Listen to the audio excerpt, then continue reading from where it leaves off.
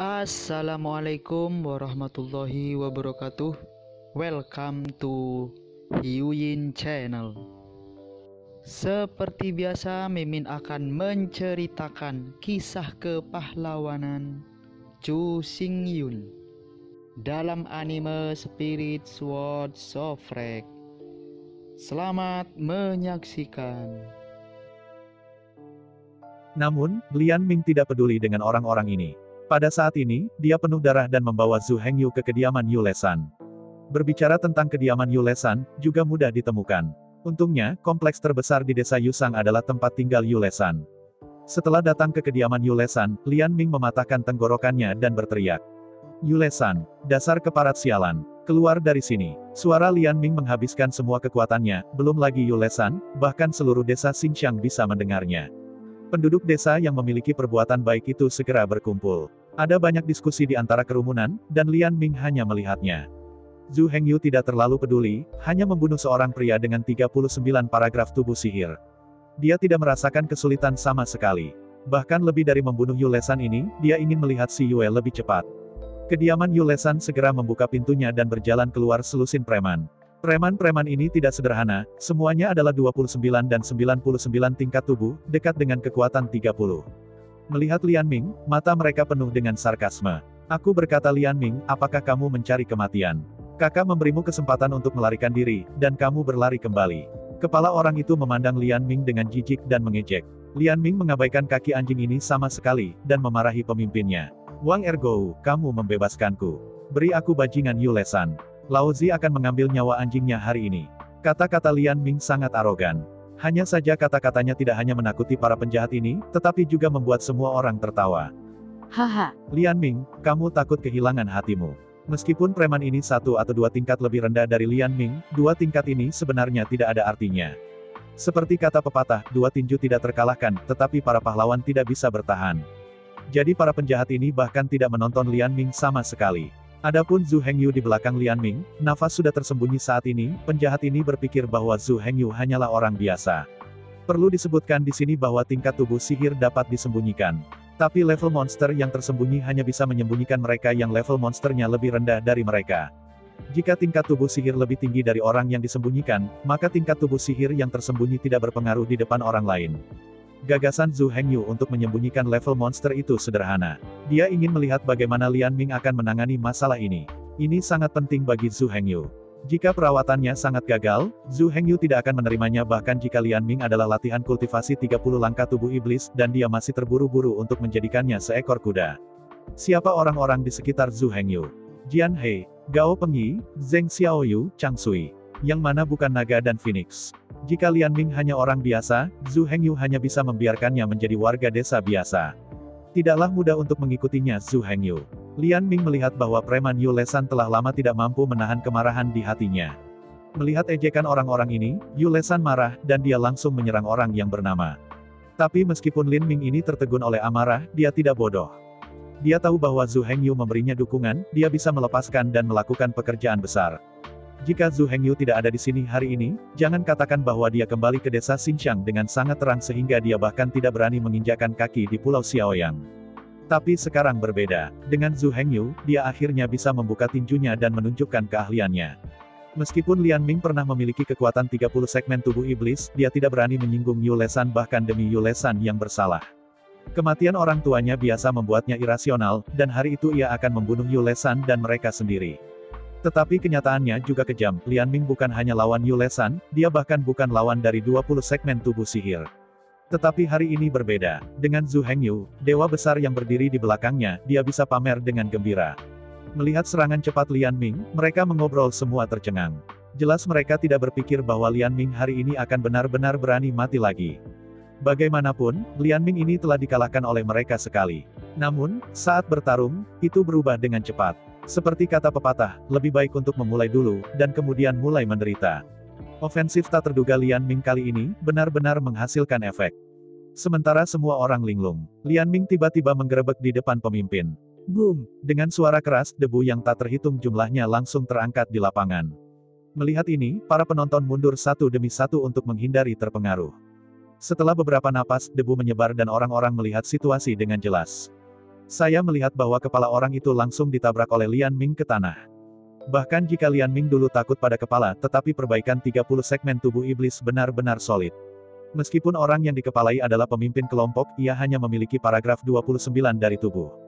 Bagaimana bisa seseorang dengan segmen ke-29 dari tubuh sihir mendapatkan pukulan hebat dari seseorang dengan 30 segmen tubuh sihir tanpa dipersiapkan? Jadi hanya satu gerakan, kepala Raja, Wang Ergou, terbunuh di tempat oleh Lian Ming. Situasi di pengadilan mengejutkan semua orang secara instan. Dan Zhu Hengyu, yang menyaksikan semua ini, matanya sedikit cerah. Lian Ming ini terlihat sangat lemah, dan dia tidak berharap kekuatannya begitu kuat.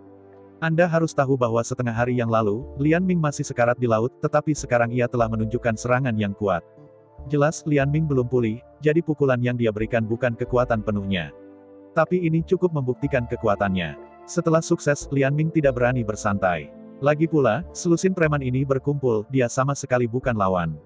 Dan Lian Ming telah dengan tepat melihat ini, dan merebut hati musuh-musuh ringan orang-orang ini, sehingga ia dapat dengan mudah menyelesaikan Wang Ergou. Dia harus membunuh beberapa lagi sementara orang-orang ini tidak merespons.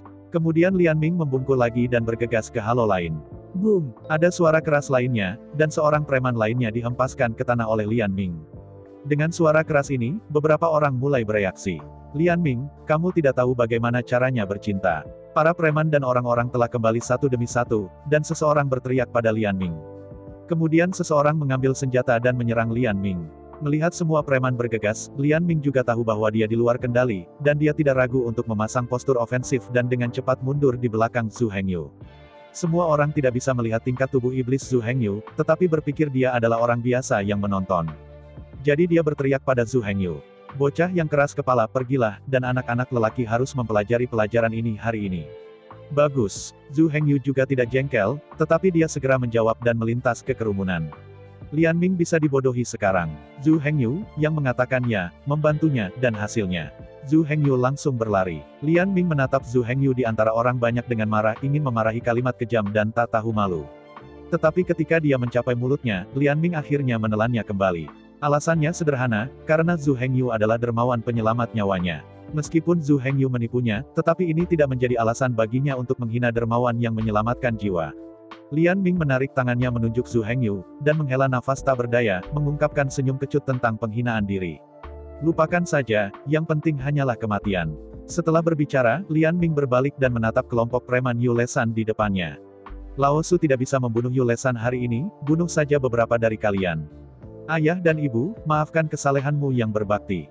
Berbicara, Lian Ming memasang postur ofensif. Mereka yang menyaksikan Lian Ming memakai postur putus asa ini, tetapi juga berhenti mendekat. Bagaimanapun, iblis Lian Ming lebih tinggi dari mereka.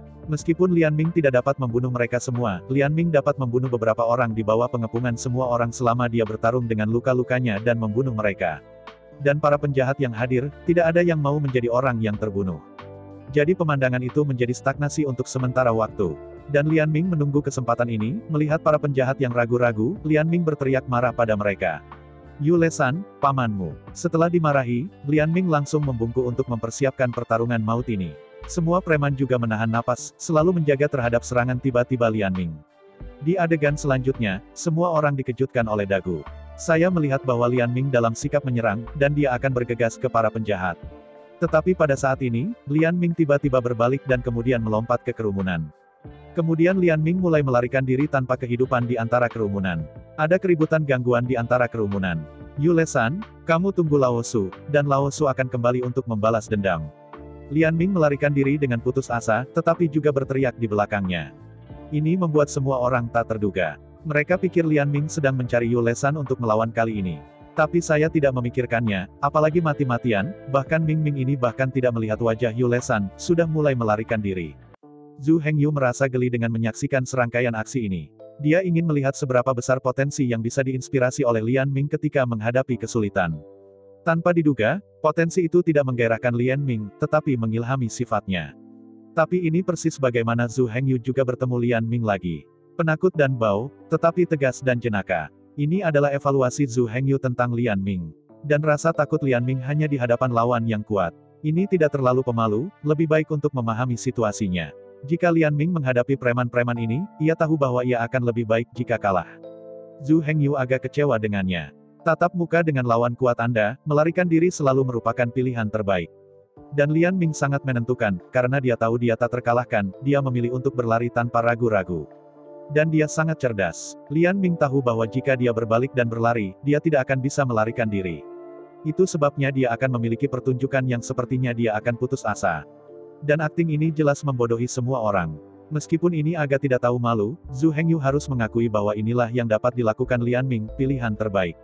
Terlebih lagi, ketika Lian Ming melarikan diri pada akhirnya, dia tidak lupa untuk menambahkan kalimat dan dia akan kembali untuk membalas dendam. Dengan cara ini, Yu Lesan membuat lapisan belenggu tidak terlihat. Yu Lesan akan berhati-hati dalam kehidupan di masa depan. Adapun apakah Lian Ming akan kembali untuk membalas dendam di masa depan itu adalah cerita lain. Hanya dalam beberapa napas, Lian Ming dapat memikirkan banyak hal. Ini membuat Zhu Hengyu memandangnya dengan berbeda. Semua orang akan takut-takut, bahkan para pahlawan dan pahlawan dunia akan menjadi pemalu. Mereka yang benar-benar tidak tahu rasa takut sebagian besar konyol dan berani. Apa yang disebut ketidaktahuan itu tanpa rasa takut, inilah alasannya. Dengan cara ini, tampaknya ada kecenderungan untuk mendiskreditkan pahlawan. Faktanya, para pahlawan besar dan pahlawan besar itu tidak takut atau takut sebelum mereka mati dengan murah hati. Tidak. Mereka juga takut dan malu-malu. Namun, dalam hati mereka, api keadilan mendukung mereka. Dalam hati mereka, mereka memiliki keyakinan dan keyakinan mereka sendiri, mendukung mereka. Mereka tidak malu-malu, tetapi api keadilan dan keyakinan yang tak tergoyahkan di hati mereka telah membantu mereka mengatasi ketakutan mereka. Untuk hal-hal yang lebih baik, mereka memilih untuk berkorban. Kembali ke sisi Zhu Hengyu. Jika Lian Ming ini hanya kata yang konyol dan berani. Jadi orang seperti itu, Zhu Hengyu tidak diperlukan. Jika Anda menempatkan tim di tangannya, apa hasilnya? Jika Anda tahu bahwa Anda bukan musuh, apakah Anda harus dengan bodoh memimpin pasukan untuk membunuhnya? Jika Anda bahkan tidak dapat berbicara tentang perlindungan diri, bagaimana Anda bisa memenuhi syarat untuk berbicara tentang masa depan? Oleh karena itu, meskipun permukaannya terlihat seperti ini, Lian Ming tampaknya sedikit pemalu dan sedikit bau, tapi inilah yang paling dihargai Zhu Hengyu. Hanya bunyi dering seperti itu yang layak digunakan. Tidak peduli apa yang tersisa baginya, Zhu Hengyu dapat yakin. Bahkan jika itu tidak dilakukan dengan baik, setidaknya dia tidak akan melakukan hal buruk. Selain itu, metode yang dipamerkan oleh Lian Ming, meskipun nampak pemalu dan pemalu, berbau busuk dan tak tahu malu. Tetapi pada kenyataannya, apa yang dia lakukan adalah tipuan yang sangat pintar. Jika cahayanya hanya gertak sambal, itu tidak berguna. Yang disebut keledai Qianqi itu miskin, bahkan jika Lian Ming tidak bisa berteriak, dia akhirnya akan ditangkap dan dibunuh. Selanjutnya, Lian Ming menunjukkan pikiran Zhu Hengyu, rencana paling cemerlang, pelarian Yao Yao. Anda harus tahu bahwa itu dikelilingi oleh teman dan kerabat dan teman dan sesama orang.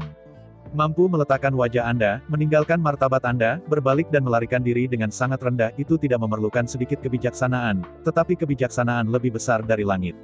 Yang disebut tinggal di pegunungan, tidak takut tidak ada kayu bakar. Mengetahui bahwa mereka bukan musuh, wajar jika jeram harus mundur dengan berani dan melarikan diri. Lian Ming ini bisa sangat sederhana, sangat bahagia untuk membuat keputusan seperti itu dalam waktu yang singkat.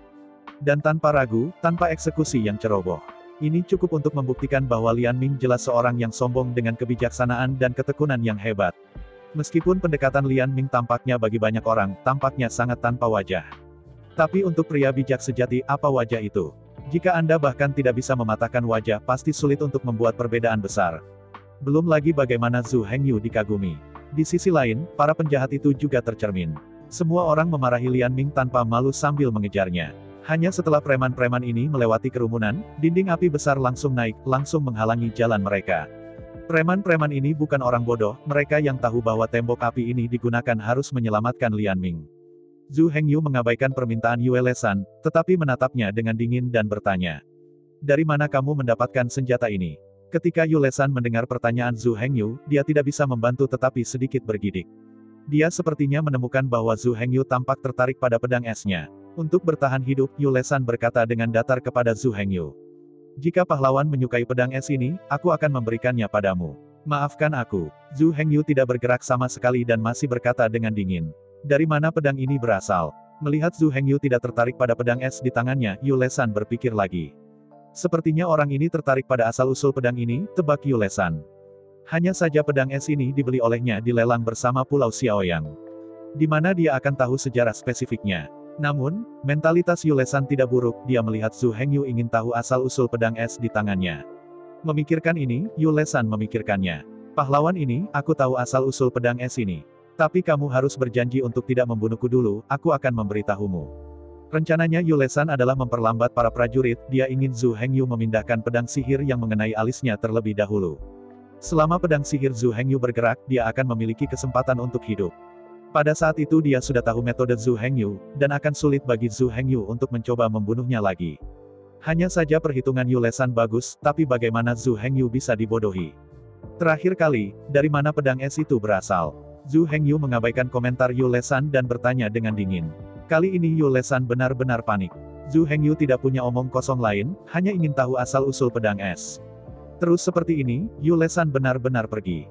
Jelas Zhu Hengyu telah memutuskan untuk membunuhnya. Yulesan juga melihat ini saat ini. Hanya saja dia belum mau mati, jadi dia hanya bisa melakukan pukulan terakhir. Kamu bunuh aku, kamu tidak pernah tahu asal dari pedang es ini. Yulesan pura-pura marah, mencoba memberitahu Zhu Hengyu bahaya membunuhnya. Melihat kematian Yulesan yang kesal, Zhu Hengyu membeku dan berkata, "Aku ingin memberimu cara bahagia untuk mati. Karena kamu begitu keras kepala, jangan salahkan aku. Sihir bisa dipenjara." Mendampingi Zhu Hengyu mendengus. Dalam sekejap rune ungu hitam dipenjara, dan pihak lain sekali lagi di tempat. Pada saat yang sama, Zhu Hengyu berbalik dan berjalan keluar desa. "Pergilah, balas dendam orang tuamu." Mendengar kata-kata Zhu Hengyu, Lian Ming tiba-tiba membuka matanya. Mengangguk dengan penuh semangat meskipun Lian Ming tak henti-hentinya bersyukur ada ribuan kata yang ingin dia sampaikan kepada Zhu Hengyu. Tetapi dia juga tahu bahwa sekarang jelas bukan waktunya. Di antara putaran tangan kanannya, tangan Lian Ming melihat belati ekstra dengan besi tajam dan cahaya dingin. Dengan suara gemuruh, Lian Ming melewati Zhu Hengyu. Belati berkilauan di tangannya berteriak dan berteriak. Menghadapi adegan ini, Yulesan benar-benar panik. Sangat disayangkan bahwa Lian Ming tidak memberinya kesempatan untuk meminta belas kasihan lagi. Sama seperti Zhu Hengyu mengambil langkah ketiga. Suara berisik datang dari belakang. Meskipun begitu tubuh Yulesan, ada 39 segmen. Tapi tubuh iblisnya masihlah daging. Dan belati di tangan Lian Ming jelas tidak biasa. Ditambah dengan tubuh ajaib Lian Ming hingga 30 segmen. Jadi hanya sesaat, Yulesan dipenggal di tempat oleh Lian Ming.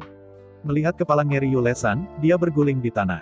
Sejenak Lian Ming tidak bisa membantu tetapi tertegun.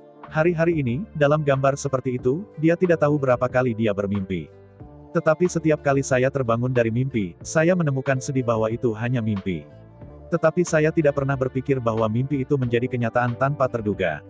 Yulesan yang kuat ini benar-benar dipenggal kepalanya.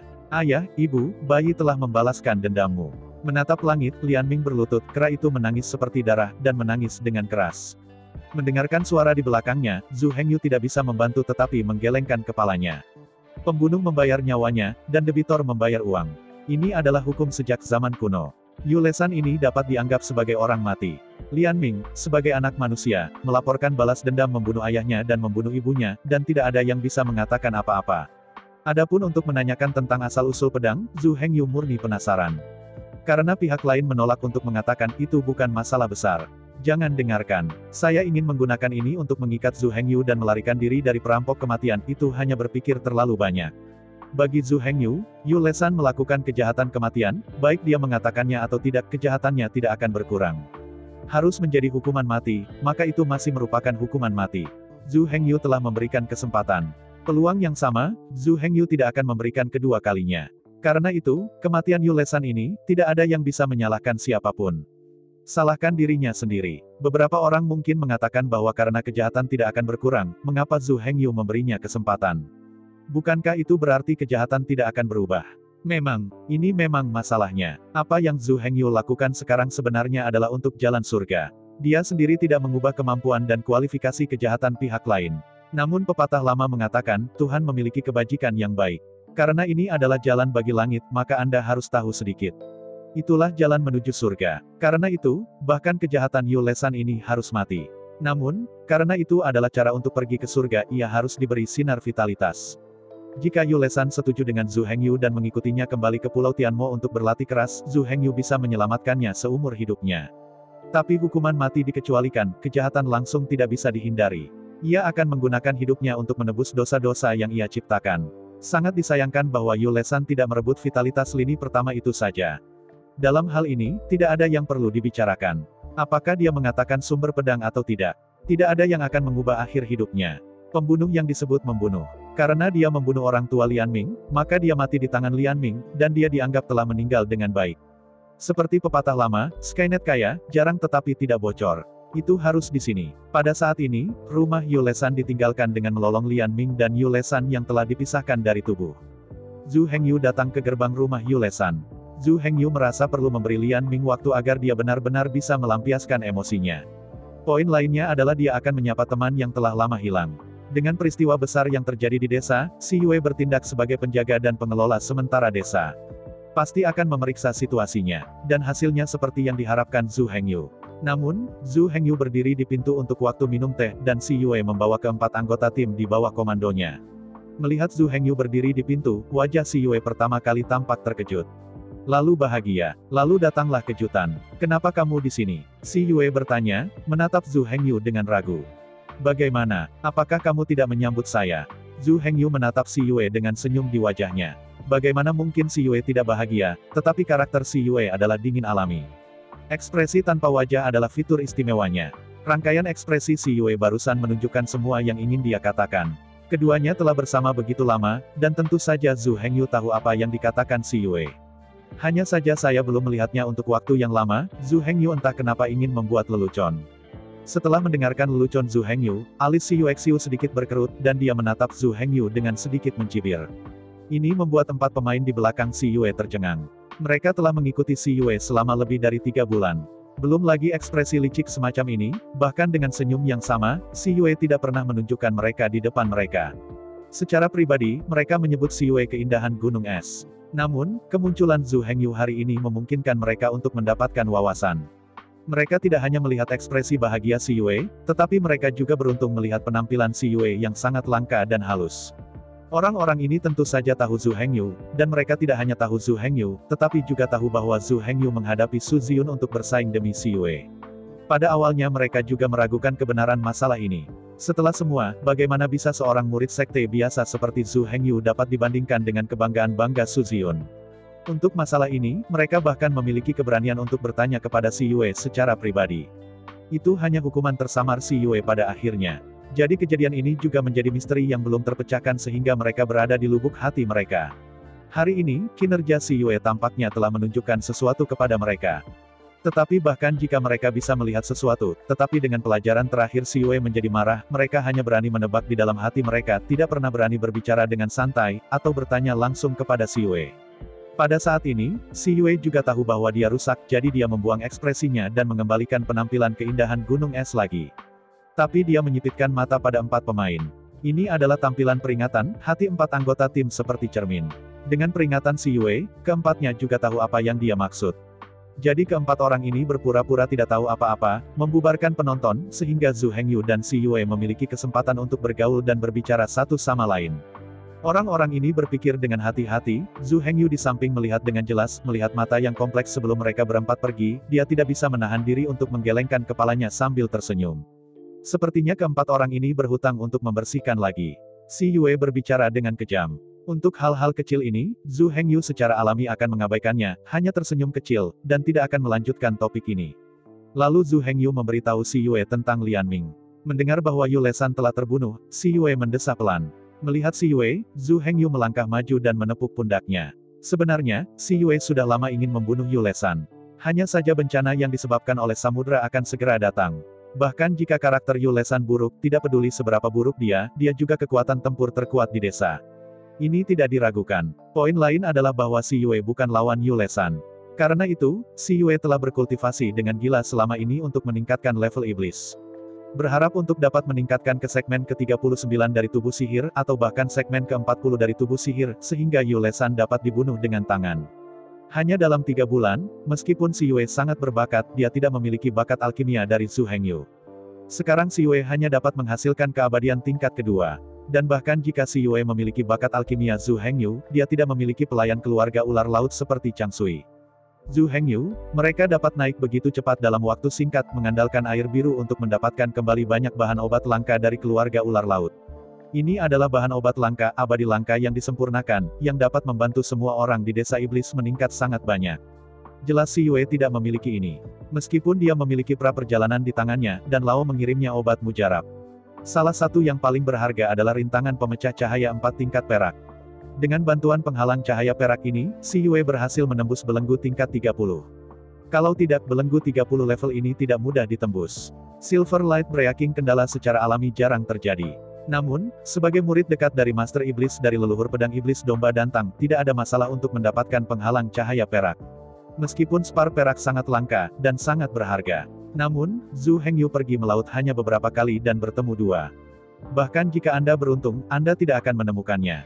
Faktanya, jumlah monster 8 cakar bercahaya perak tidak banyak. Namun, sebagian besar orang, bahkan jika ditemui, sulit dibunuh. Jika Anda tidak terbunuh oleh Silverlight Octopus dan diseret ke dasar laut, bahkan jika Anda beruntung. Oleh karena itu, meskipun penghalang pemecah cahaya perak ini adalah obat langka yang berharga, pada akhirnya tidak jarang. Kecuali seperti Zhu Hengyu, tidak ada akar rumput di latar belakang dan latar belakang. Kalau tidak, mirip dengan Zhu Dachang, Si Yue, Su Ziyun. Memperoleh rintangan pemecah cahaya perak masih tidak menjadi masalah. Dan selalu bisa memperbaiki dirinya sendiri. Duan Lao dapat menggunakan senjata dan baju besi, atau tungku dan Lao. Singkatnya, siapapun dengan latar belakang benar-benar dapat memperolehnya melalui saluran mereka sendiri. Hanya keluarga yang kesepian seperti Zhu Hengyu yang perlu bekerja. Namun, perlu disebutkan, bahkan Si Wei, seorang murid dekat Dan Lao, hanya bisa mendapatkan penghalang cahaya kelas 4 perak. Adapun Zhu Dachang, mereka yang bisa berbagi kelas 3 harus tertawa. Sedangkan untuk Su Ziyun, saya tidak akan membahas lebih detail. Dengan kekuatan dan status keluarga Su, cahaya perak 6 tingkat yang memecahkan hambatan mutlak diperlukan. Adapun 7 nilai, 8 nilai, dan 9 nilai rintangan melanggar cahaya perak. Itu tidak bisa dibeli dengan uang. Six Pill Elixir pada dasarnya adalah puncak saat ini dari klan Moyang. Mereka yang bisa memperbaiki obat mujarab 7 potong jarang terjadi. Sedangkan untuk panacea 8 pin, dan 9 pin. Itu hanya ada dan legenda. Namun, Dan Lao bukanlah obat mujarab. Dengan begitu banyak murid, tidak mungkin merusak Si Yue sendirian.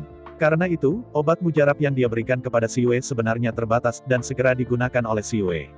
Setelah obat pil tingkat tinggi yang diberikan Dan Lao habis, Si Yue hanya bisa memperbaikinya sendiri. Ramuan tingkat kedua tidak banyak berpengaruh pada promosi lebih dari 30 badan sihir. Jika bukan karena Si Yue, itu akan dianggap sebagai bakat yang sangat berbakat dan itu mungkin tidak dapat meningkatkan bahkan monster tingkat pertama. Meski begitu, Si Yue baru saja mencapai tahap ke-35. 5 kenaikan berturut-turut dalam 3 bulan sebenarnya jenius. Tapi jelas itu tidak cukup untuk berurusan dengan Yu Lesan dari setan ke-39. Oleh karena itu, meskipun Si Yue membenci Yu Lesan yang telah menindas pria dan wanita sepanjang hari, dia tidak punya solusi. Tapi sekarang tidak apa-apa, Zhu Hengyu telah membantu Si Yue menyelesaikannya. Terima kasih. Si Yue berterima kasih kepada Zhu Hengyu setelah dia mengatakan alasannya. Zhu Hengyu sebenarnya menyimpulkan hal-hal ini dalam benaknya. Dalam pandangan Zhu Hengyu, masalah ini, terlepas dari pandangan Si Yue, tidak cocok baginya untuk menyelesaikannya.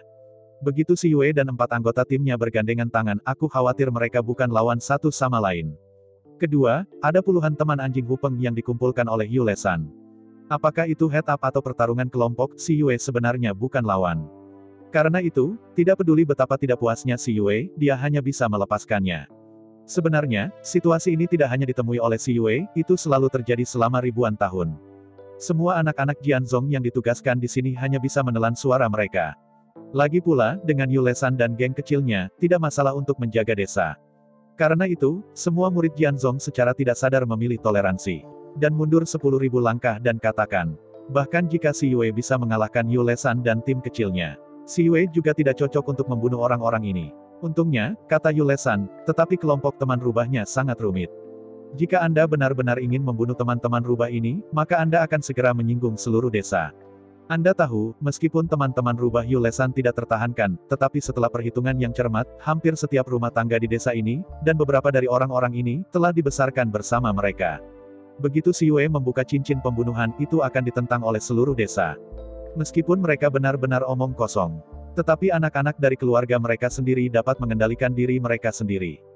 Bagaimana membiarkan orang lain berteriak, membunuh, atau bahkan membunuh.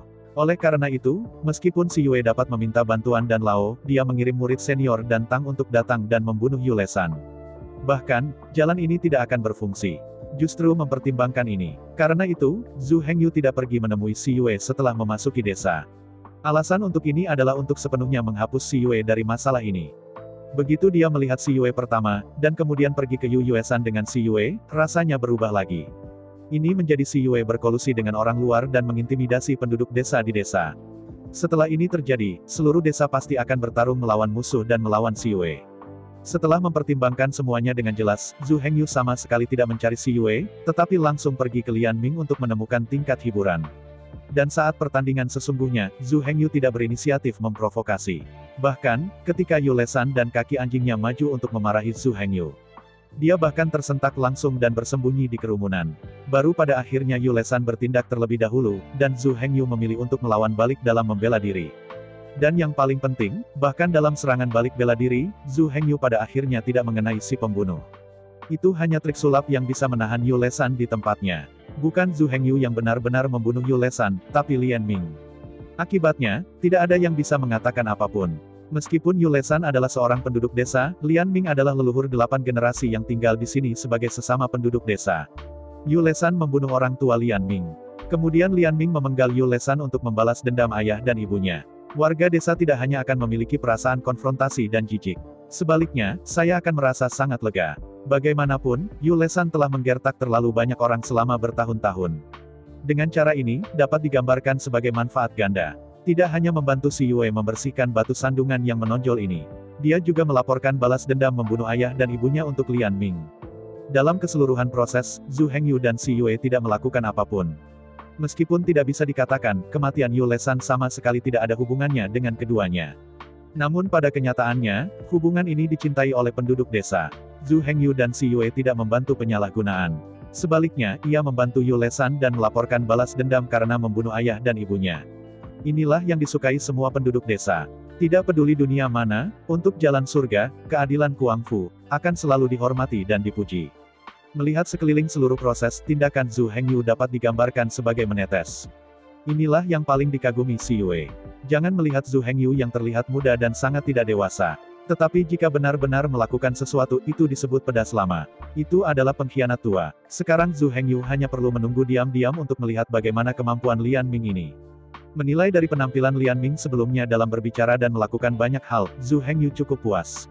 Selama kemampuan Lian Ming tersedia, Zhu Hengyu pasti akan menggunakannya kembali. Dengan penyebaran kios, pasukan Zhu Hengyu benar-benar terlalu kekurangan. Sebenarnya tidak ada tenaga kerja yang tersedia. Jika kemampuan bodoh ini rata-rata, Anda hanya dapat melakukan peran kecil. Pada saat ini, Lian Ming masih melampiaskan emosinya di dalam, dan Zhu Hengyu tidak terburu-buru.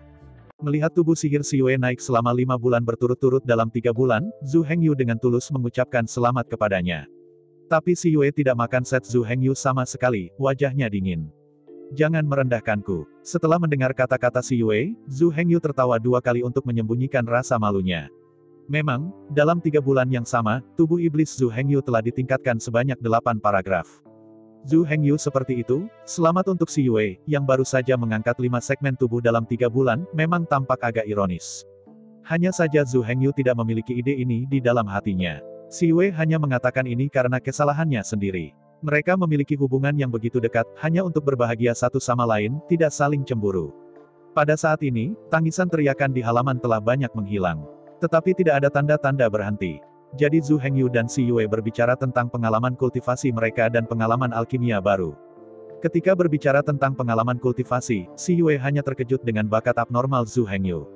Berbicara tentang pengalaman alkimia, Si Yue benar-benar terpana setelah mendengar bahwa Zhu Hengyu telah membuat pil pemecah cahaya perak dan Zihui Ying Modan.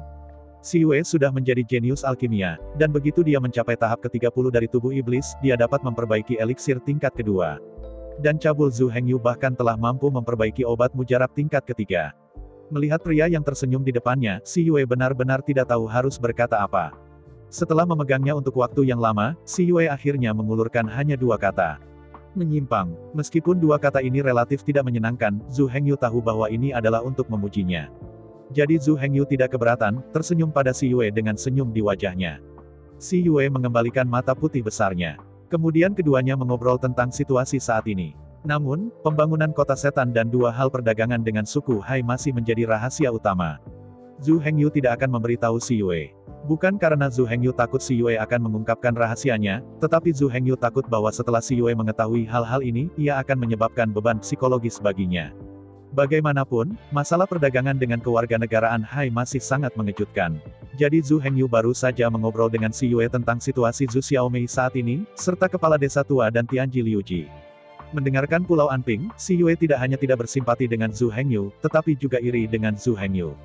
Xi Yue juga ingin melihat kepala desa tua yang telah tanpa pamrih mengabdi pada desa selama ribuan tahun. Mengetahui pikiran Xi Yue, Zhu Hengyu tersenyum misterius dan mengulangi. Ada kesempatan, ada kesempatan. Ini menyentuh Xi Yue dengan linglung. Dalam keadaan normal, mereka dijaga setelah bencana lautan ini. Setelah beberapa hari istirahat, Anda akan dipindahkan ke medan perang lain dan memulai pertempuran yang benar-benar berlarut-larut. Pada dasarnya tidak mungkin melihat orang-orang yang menjaga desa di masa depan. Tapi Zhu Hengyu bersumpah untuk memiliki kesempatan. Bagaimana ini tidak membuat Xi Yue penasaran? Hanya saja Zhu Hengyu tidak mengatakan bahwa Xi Yue tidak memiliki cara untuk menghentikan topik ini. Kemudian, Zhu Hengyu berbicara kepada Xi Yue tentang situasi bencana lautan.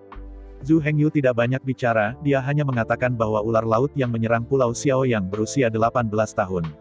Meski begitu, wajah Xi Yue dipertanyakan. Penjelasan yang diberikan oleh Zhu Hengyu juga sangat sederhana, mengatakan bahwa ia dipaksa masuk ke mulut komandan ular laut. Setelah mendengarkan penjelasan Zhu Hengyu, Xi Yue masih memiliki beberapa keraguan, tetapi bahkan jika dia tidak percaya, Zhu Hengyu tidak akan memberitahunya lebih dalam.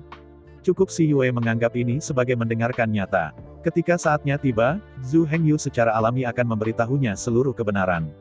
Setelah mendengarkan kata-kata Zhu Hengyu, Xi Yue mengerutkan kening. Karena Xi Yue ingin melindungi desa Xinjiang, dia telah melakukan pekerjaan rumahnya sebelumnya.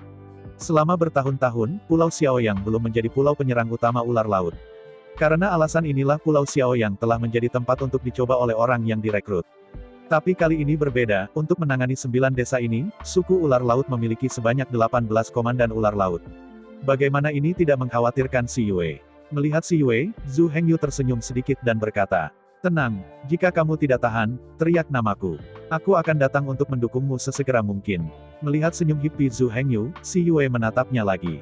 Tapi Zhu Hengyu sangat terganggu sehingga suasana hati Xi Yue tidak begitu gelap.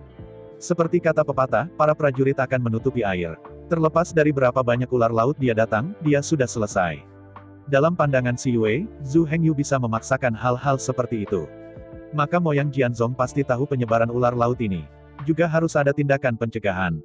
Dalam hal ini, dia adalah kapten kecil, dan dia masih khawatir. Hanya saja kali ini Xi Yue membuat tebakan yang salah. Hal ini merupakan rahasia tinggi. Belum lagi klan domba iblis, bahkan di antara klan ular laut, Anda hanya tahu komandan ular laut itu. Mereka yang turun lebih jauh tidak memiliki cara untuk mengetahui hal-hal ini. Dengan Heng Sui, pengkhianat, dan semua berita di konferensi militer Sea Serpent, Zhu Hengyu dapat segera diinformasikan. Kecuali Zhu Hengyu, tidak ada biarawan iblis domba kedua untuk menemukan seluruh medan perang yang runtuh. Zhu Hengyu juga mengakui bahwa Xi Yue tidak boleh mengatakan apa-apa di luar, biarkan saja dia membuat pengaturan pertahanan di desa. Xi Yue bertanya mengapa. Zhu Hengyu juga menggelengkan kepalanya secara misterius. Tak terkatakan, tak terkatakan. Menatap Zhu Hengyu tanpa daya, Xi Yue tidak lagi banyak bertanya dan setuju untuk melakukan apa yang dikatakan Zhu Hengyu. Setelah keduanya mengobrol sebentar, Lian Ming akhirnya keluar. Pada saat ini, Lian Ming hampir dibuang. Kecuali untuk mata kemerahan dan tampilan lelah tidak ada kelainan lain. Lihat utusan Xi Yue. Lian Ming melihat Xi Yue berdiri di sana dan bergegas maju untuk bertemu. Xi Yue adalah penjaga desa Xinjiang, dan Lian Ming mengetahuinya secara alami. Dia kemudian memperkenalkan Zhu Hengyu ke Xi Yue. Xi Yue Demon, yang ini memiliki rahmat yang menyelamatkan jiwa bagiku. Omong-omong, Lian Ming hanya menemukan bahwa dia akan menjadi budak orang lain, tetapi dia belum tahu nama orang ini. Zhu Hengyu tidak bisa tidak melihat ekspresi interogasi di wajahnya. Pada saat ini, Xi Yue samping berkata dengan ringan. Namanya Zhu Hengyu. Ternyata itu Zhu Hengyu. Lian Ming mengulanginya tiba-tiba. Tapi kemudian dia bereaksi. Saya melihat Lian Ming menatap Zhu Hengyu dengan ekspresi kaget, dan kemudian menatap Xi Yue lagi. Melihat wajah Zhu Hengyu sambil tersenyum, Lian Ming hanya bereaksi pada saat ini, ternyata mereka saling kenal. Dan melihat situasi keduanya, mereka masih sangat akrab. Seseorang yang bisa mengenal dan mengenal para murid Moyang Jianzong. Tanpa memikirkannya, aku tahu bahwa Zhu Hengyu juga pasti orang dari Sekte Pedang Iblis. Lihat Hengyu Magus. Setelah mendapatkan jawaban yang luar biasa itu, Lian Ming dengan cepat memberi hormat kepada Zhu Hengyu. Zhu Hengyu berkata dengan ringan, aku pikir, kamu bukan hanya iblis. Zhu Hengyu sudah mengatakannya dengan lugas, bagaimana bisa Lian Ming tidak tahu apa yang dia katakan. Lian Ming melemparkan kepala di tanah dan berteriak keras. Lian Ming bertemu tuannya. Kali ini Zhu Hengyu mengangguk puas. Baiklah, bangun. Ya, setelah mendengar kata-kata Zhu Hengyu, Lian Ming buru-buru berdiri. Jangan panggil tuanku di masa depan, aku merasa canggung. Kamu panggil saja putraku nanti. Zhu Hengyu berkata dengan ringan. Mengenai hal ini, Lian Ming secara alami tidak akan memiliki pendapat sedikit pun. Dan bahkan jika dia punya pendapat itu tidak berguna. Ya, nak, Lian Ming menjawab dengan hormat. Melihat ini, Zhu Hengyu tidak lagi tinggal. Zhu Hengyu juga menjelaskan apa yang ingin dia jelaskan kepada Si Yue. Dia tidak ada hubungannya di desa yang beruntung ini. Si Yue juga tahu bahwa bencana samudera akan segera dimulai, dan Zhu Hengyu harus segera bergegas kembali ke Pulau Anping, jadi dia tidak tinggal bersama Zhu Hengyu. Setelah keduanya saling bertukar suara menghargai satu sama lain, Zhu Hengyu berjalan keluar dari desa Xinxiang dengan Lian Ming. Adapun mayat dan properti keluarga Yu Lesan, tangan Si Yue akan turun untuk menangani masalah setelah itu. Tapi pedang es itu diambil oleh Zhu Hengyu. Zhu Hengyu sangat tertarik untuk menciptakan penguasa pedang ini. Dia akan senang bertemu orang ini dan mendiskusikan beberapa penempaan dengannya. Hanya saja Zhu Hengyu hanya ingin melihat. Apakah dia bisa melihatnya atau tidak, dia benar-benar tidak terlalu peduli. Setelah berjalan keluar dari desa Xinxiang dengan Lian Ming, Zhu Hengyu datang ke desa Xingxing tempat Zhu Dachang ditempatkan dan dijaga. Melihat Zhu Hengyu benar-benar datang, Zhu Dachang sangat senang. Dia akan makan dengan Zhu Hengyu, dan dia harus menjadi orang yang tidak mabuk. Langsung ke Zhu Hengyu menangis dan tertawa. Tapi Zhu Hengyu masih tersentuh.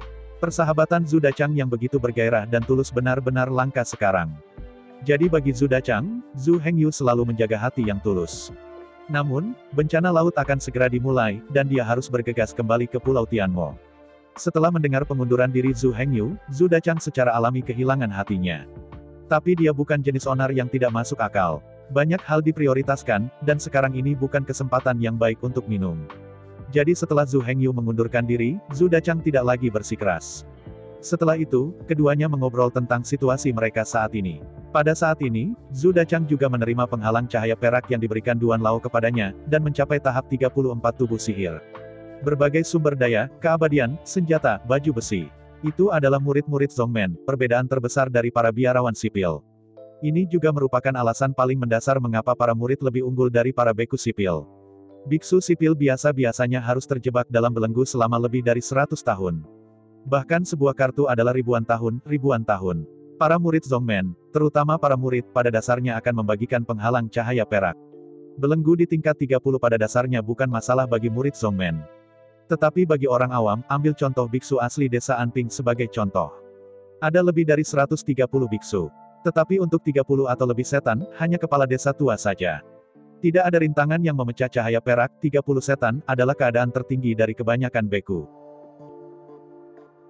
Saya ucapkan banyak terima kasih kepada teman-teman yang telah menonton video yang saya tampilkan. Untuk video selanjutnya bisa standby di channel ini. Terima kasih.